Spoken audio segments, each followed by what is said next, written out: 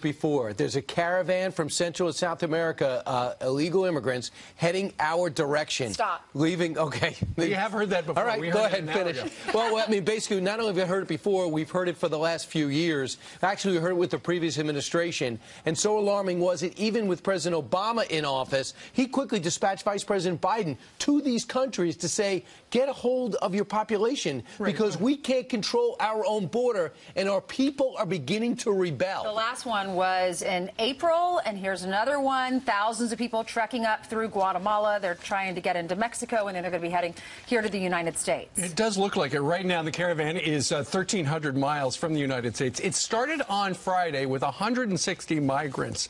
And the president of Honduras said he accused unnamed political groups of trying to make Honduras look bad. And Honduras and Guatemala and El Salvador and Mexico are in a pickle now because our president has said, hey, do something about your own borders and stop these people.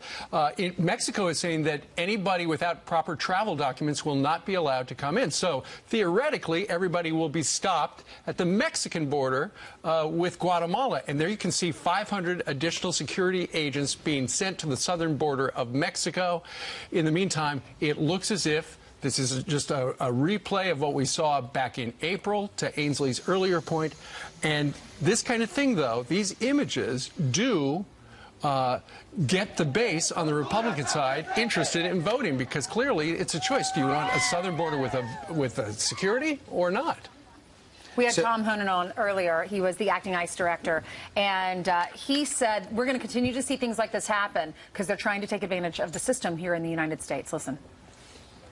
The law is clear that in Mexico that people from Central America cannot transit through Mexico without what we call a transit visa. So Mexico can stop these people at the southern border and turn them around, or let them apply for asylum in Mexico. See, here's the thing no one's talking about. If these people are really escaping fear and persecution in Honduras, well, they already went to Guatemala, they're getting to Mexico, so they don't need to get to the United States. So this isn't really about escaping fear and persecution. This is about getting to the United States and taking advantage of the loopholes in the system. The caravan has grown steadily. They're about 4,000, and they left this violent city of San Pedro Sula.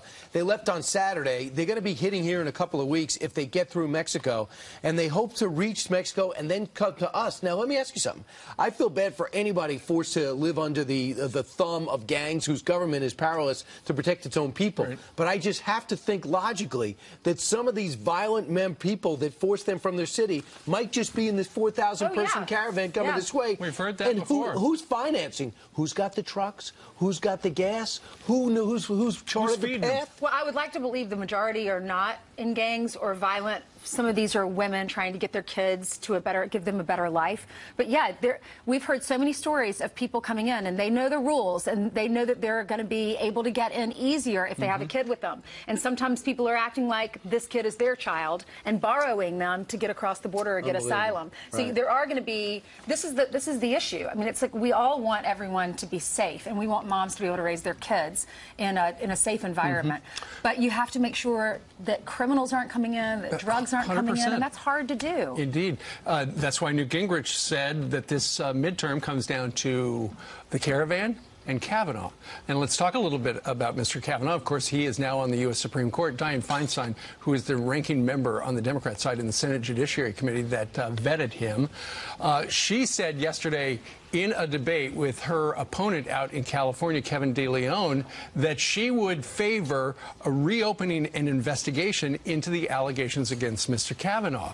Do you believe that? That she would reopen an investigation into a sitting Supreme Court justice? It's such a close race for her. Why would she say that? Why would she want to do this? Politics, because it has inflamed the political left that he was seated on the Supreme Court. And as she goes forward, she's going to say, look, I did everything I can. If I'm in charge of the Senate Judiciary Committee, we're going to go after this guy. Lindsey Graham said this about that. Here's what I want every Democratic candidate for the Senate to be asked tomorrow. Do you agree with Dianne Feinstein? If Democrats take control of the Senate, are you for reopening the Kavanaugh investigation? Are you for more humiliation, degrading treatment of this fine man? Are you for continuing this debacle?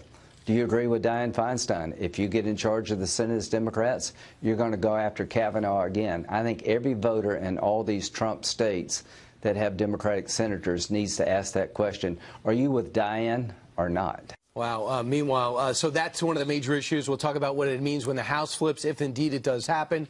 What it means if the Senate flips. That is less likely. Well, she did hold on to that letter. Remember, she got the letter in the summer, and she waited until right before the confirmation hearing before she made it public?